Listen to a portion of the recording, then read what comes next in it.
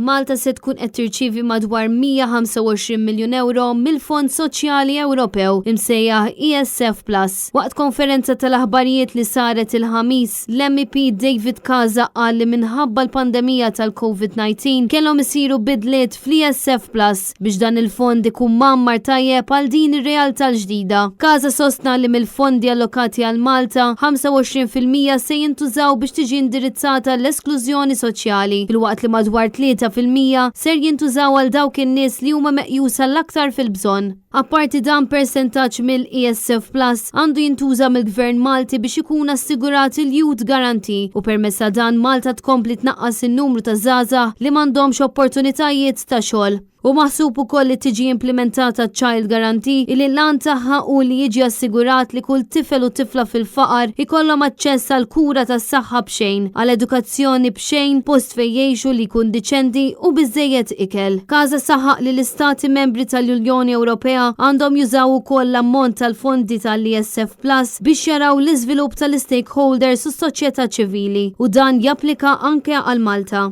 David Casa tenna li jissa sta l-Gvern Malti li jaraf li huma l-aktar setturi li jintlaqtu mill-pandemija u li kawża ta' dan jinsabu bil-bżonn u jagħmel pjan tajjeb ta' bilanċa 7 snin li ġejjin li jitratta l-infiq tal-fondi tal-ESF Plus. Fl-aħħar nett huwa sostna li dan il-pjan għandu jkun konsistenti mal-valuri tal-Unjoni Ewropea u drittijiet fundamentali tal-bniedem.